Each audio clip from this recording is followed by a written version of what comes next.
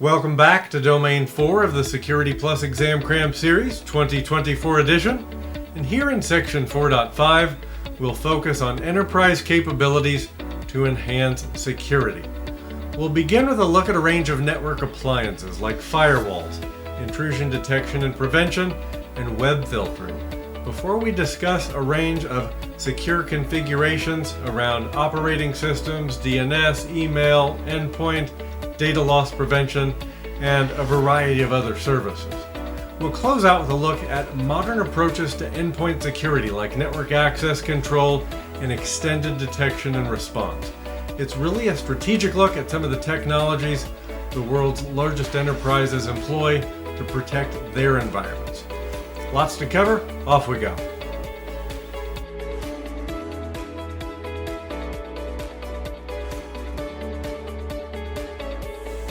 Welcome back to Domain 4 of the Security Plus Exam Cram Series 2024 edition.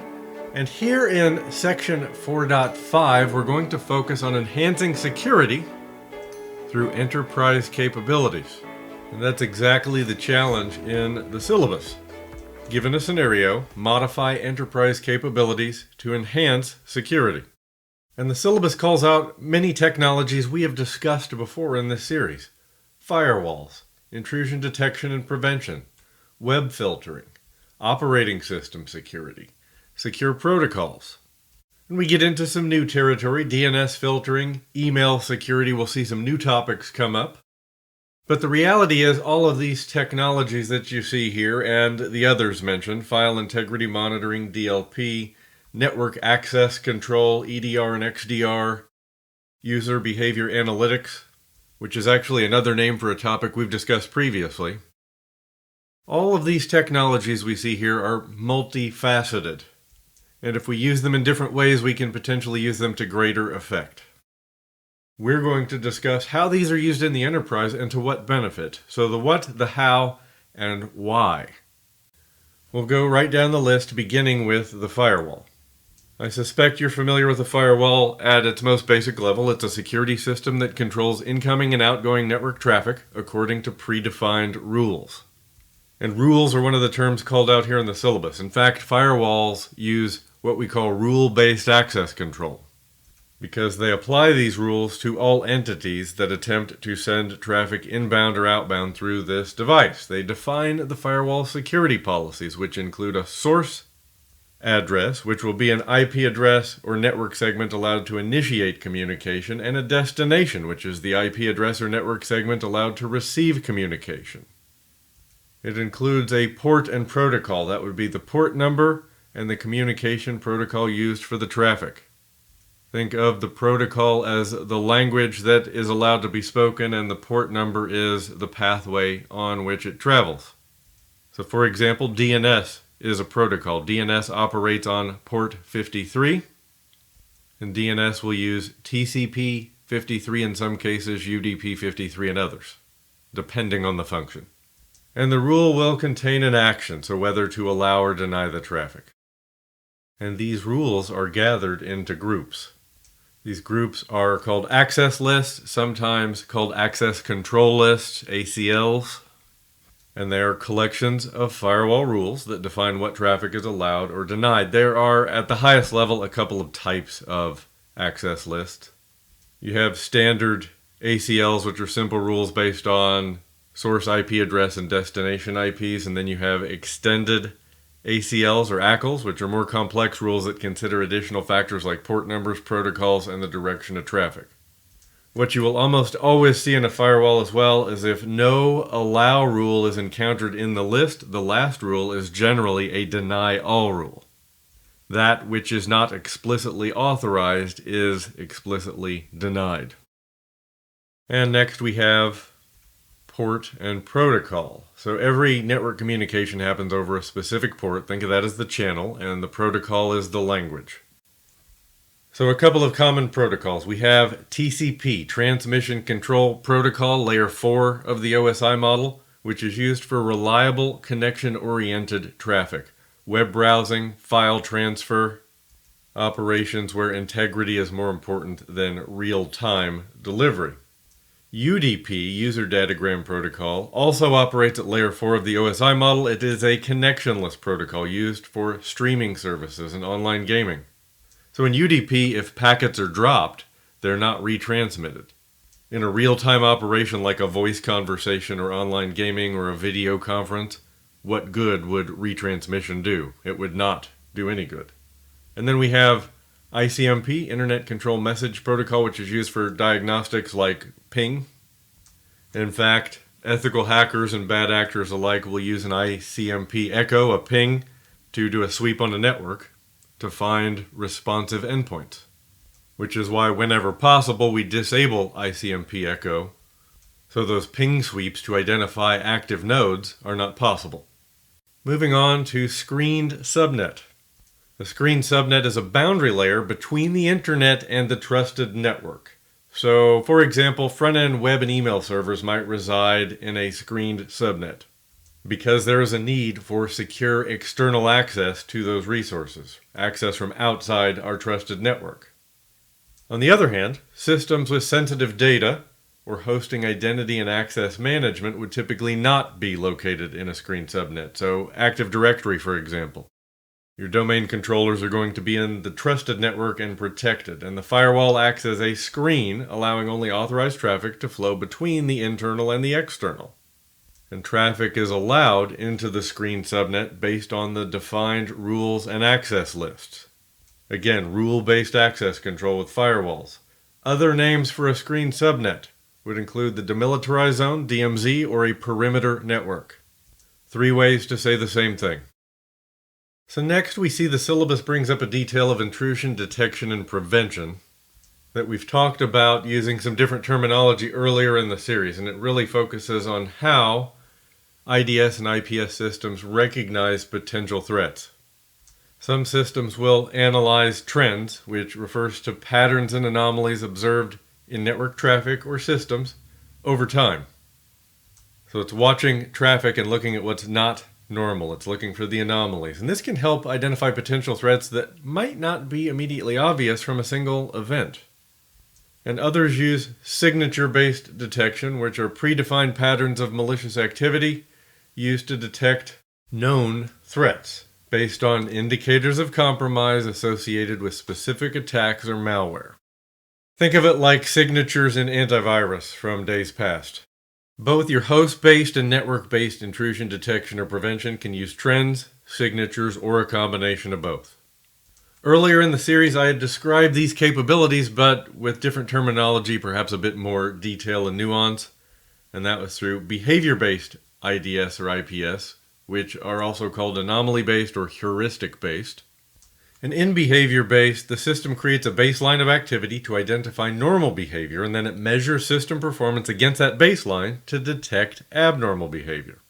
And by doing this, it can detect previously unknown attack methods, it can detect activity over time that wouldn't be obvious through a one-time observation. And then we have signature-based IDS and IPS, also called knowledge-based, which use predefined patterns of malicious activity to detect known threats. And again, known threats is the key phrase there. It's only effective against known attack methods because it's relying on that signature of something that has been seen before. And again, both your host-based and network-based IDS or IPS can be knowledge-based, behavior-based, or a combination of both. Next on the list is web filter. Web filtering is conducted through either a centralized proxy, device, or agent-based tool that allows or blocks traffic based on content rules. And we see a number of terms under web filter on the syllabus, so let's unpack these one by one, beginning with deployment methods. We have 2 primary solution or deployment models. We have agent-based, which are software agents installed on individual devices like computers or laptops, and they monitor web browsing activity directly on those devices. This model is going to be very handy in a work-from-anywhere scenario where we have many remote workers, especially if those workers are not connecting back to the corporate office where their web traffic is being routed out through a central proxy on our corporate site. Agent-based solutions allow us to enforce our will anywhere that user may be working.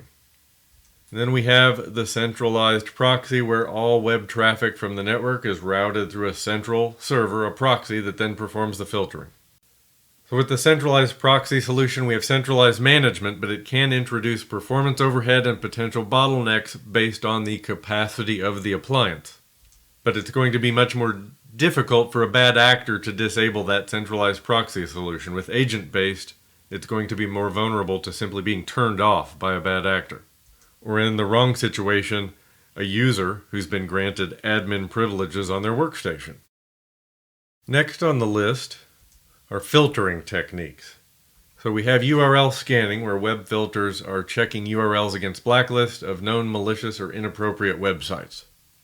And most of your web filter solutions can categorize content based on the type of content that's being served up. It may be predefined categories it's using, like social media, gambling, news, etc., but it's usually augmentable. We can extend it with some custom admin configuration. And access can be allowed or blocked based on these categories.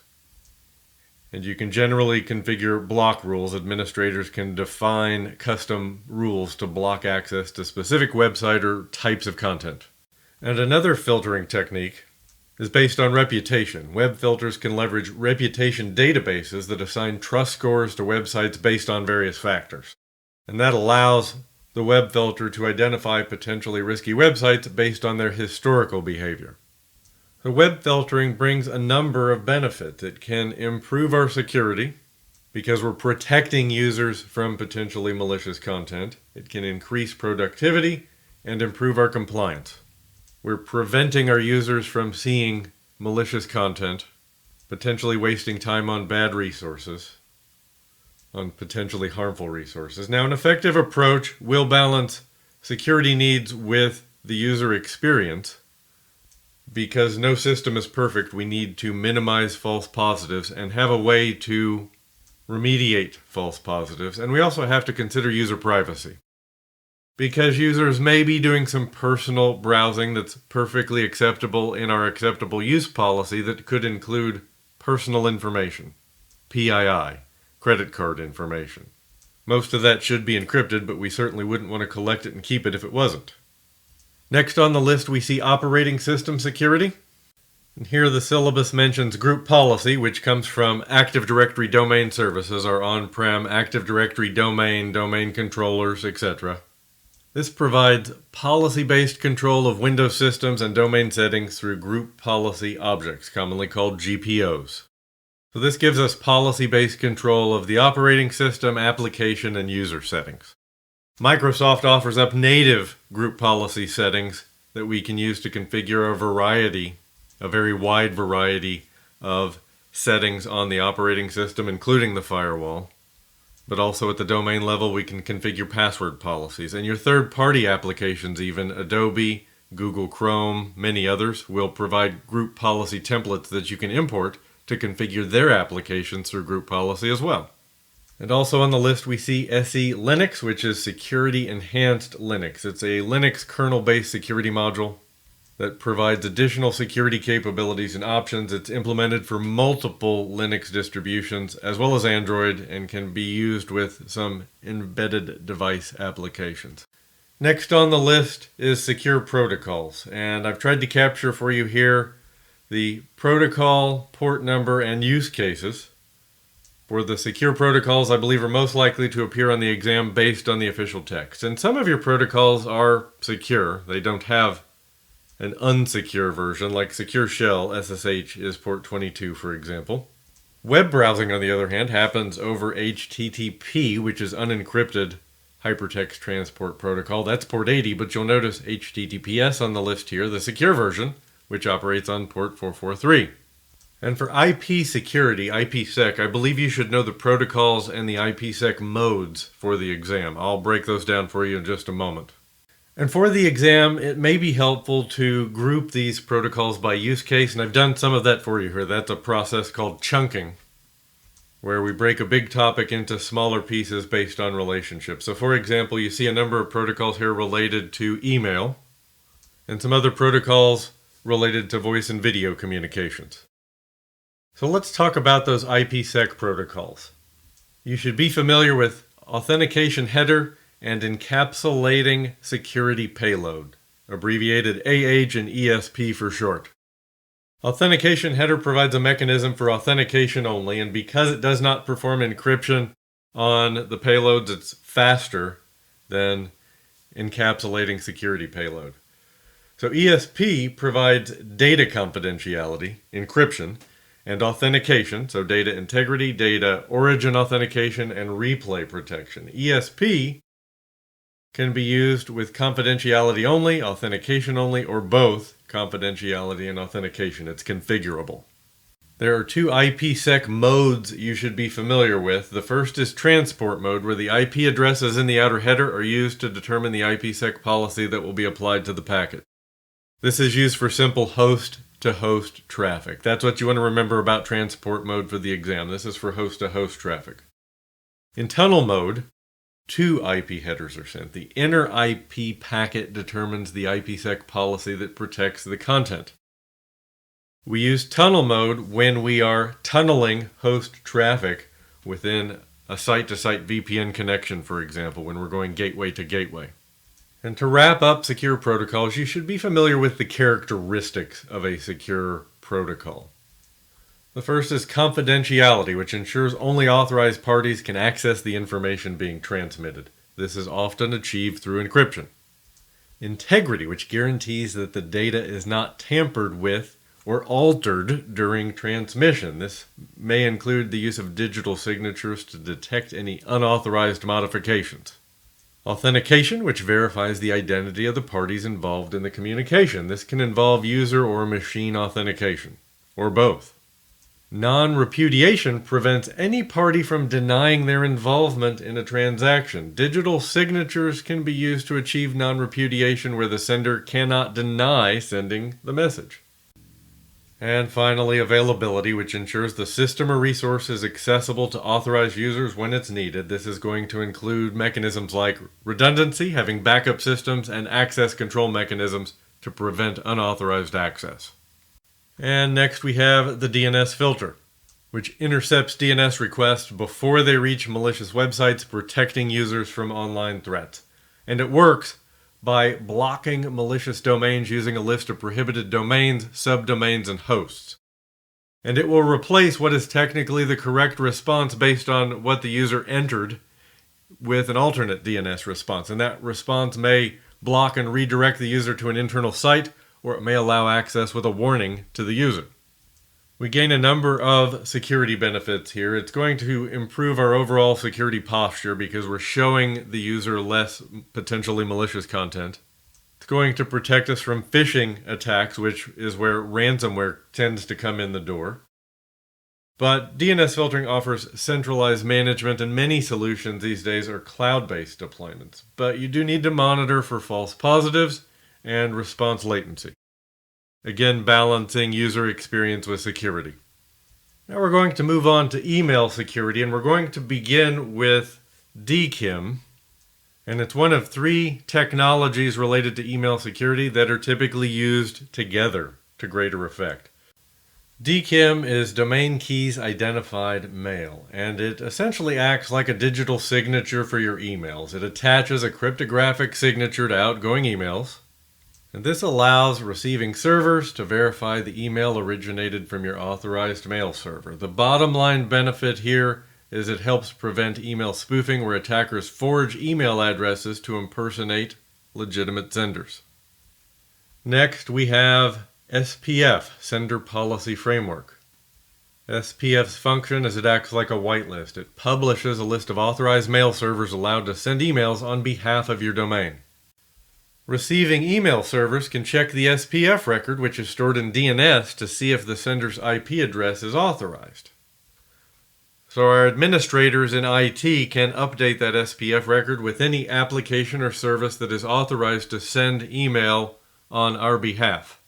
So whether that is the actual email service, or it's maybe voicemail with a VoIP system that sends the voicemails out through email, or some other third-party application, we can add IP addresses to that SPF record so receiving servers can verify that they are in fact authorized. And the bottom line benefit here is it prevents email spoofing by verifying if the email originated from an authorized mail server. So it essentially allows senders to define their authorized email servers, their authorized senders, and it allows recipients to verify that the sender is in fact authorized by that sending domain. Third on the list is DMARC, and DMARC brings SPF and DKIM together. These three work together essentially to greater effect. DMARC stands for Message Authentication Reporting and Conformance. And its function, DMARC tells receiving mail servers what to do with emails claiming to be from your domain.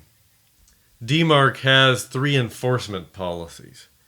There's None, which tracks email activity but doesn't take action. We typically use this during initial setup.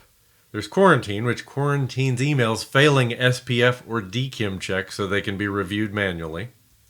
And there is Reject, which rejects emails failing SPF or DKIM checks entirely. So just to summarize how DKIM, SPF, and DMARC work together, it's really DMARC that ties these together. But the net effect is the three work together in a complementary fashion. So SPF and DKIM work together to verify the legitimacy of the sender's email address and message.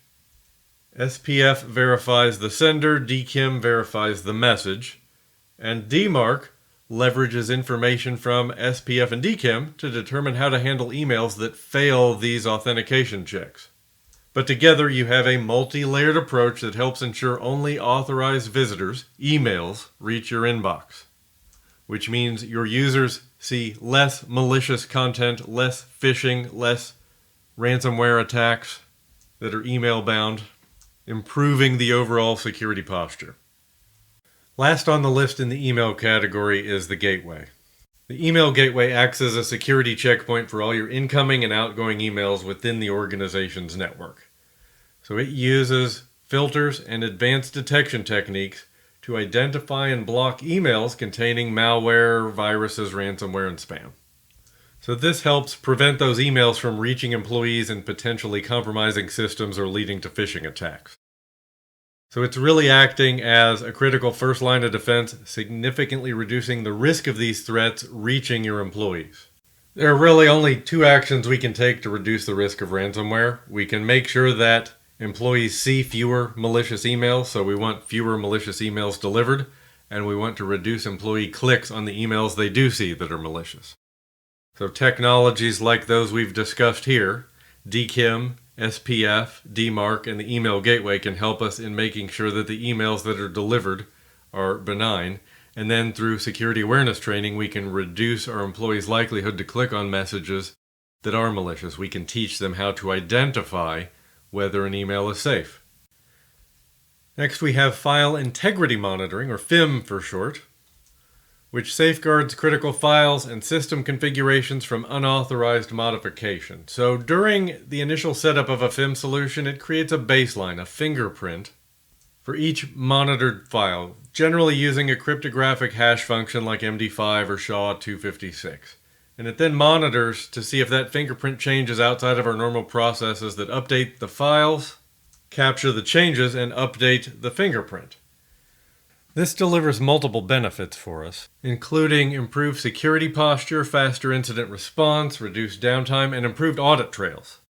We can identify an issue with a compromised system more quickly because the FIM solution will expose where a file's hash, its fingerprint, has changed outside of our process. FIM is great for monitoring the integrity of system files and sensitive data. It serves as a measure of configuration management or configuration enforcement. We sometimes see it called here in the Security Plus exam. Next on the list is Data Loss Prevention, DLP. So DLP is a way to protect sensitive information and prevent its inadvertent disclosure. It can identify, monitor, and automatically protect sensitive information and documents. And really beyond documents these days. It'll watch emails, chat applications in some cases, and even databases.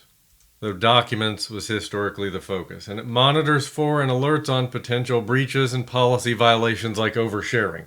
So your policy actions include applying sensitivity labels, blocking access or user notifications to offer guidance to the user on sensitive data handling. The Security Plus exam is vendor agnostic. The capabilities are going to vary by vendor. So I'm giving you common enterprise features here given the focus of section 4.5. But today you'll find in these enterprise solutions, policies can typically be applied to email, SharePoint, cloud storage, removable devices, databases, a wide variety of data repositories. And protection travels with the document, file, or other data, preventing local override of DLP protections. That's absolutely fundamental to a DLP solution. And we have network access control. Let's consider a common scenario. We have a desktop or a laptop off the network for an extended period that may need multiple updates upon its return. And that's where network access control, or NAC, can help. So after a remote client is authenticated, network access control checks the device being used and makes sure that it is patched and compliant with corporate security policies. A compliant device is allowed to access the LAN. A non-compliant device may be redirected to a boundary network where a remediation service addresses issues. That boundary network is sometimes called a quarantine network. NAC solutions can be agent-based or agentless, so some operating systems include network access control as part of the operating system itself. No additional agent is required. These will generally perform checks when the system logs into the network and logs out of the network, making them somewhat less configurable on the whole. If you need additional functionality, you may require a persistent or dissolvable agent. So, a persistent agent is a permanent agent installed on the host. A dissolvable agent is known as a temporary agent, and it's installed for a single use. Extended detection and response, or XDR, is another very common enterprise security technology today. It integrates security visibility across the organization's entire infrastructure. It provides visibility into endpoints, cloud infrastructure, mobile devices, apps, data. It supports proactive threat hunting and can respond automatically to identified threats. So if we were to compare extended detection and response, XDR, to endpoint detection and response, EDR is focused on protecting the endpoint. It provides in-depth visibility and threat prevention on a particular device. XDR takes a wider view, integrating security across the endpoints, the cloud computing, email, and other solutions. But the key to XDR is the breadth of that visibility. It's looking across the infrastructure, giving us greater context. It's looking at services, devices, and infrastructure, and it gives us that threat hunting and response automation capability. Some of your EDR solutions have that, but XDR definitely has those advanced capabilities, and almost every XDR solution you bump into these days leverages AI, machine learning, and threat intelligence. And that threat intelligence is often coming in the form of connectivity to a cloud service, so it's seeing the emerging threat intelligence in near real time. Up next, we have User Behavior Analytics, UBA. It's a technique that analyzes user activity within a network or a system to identify potentially malicious or risky behavior, and it does so by focusing on understanding what constitutes normal user activity and then flagging deviations from that baseline as potential threats.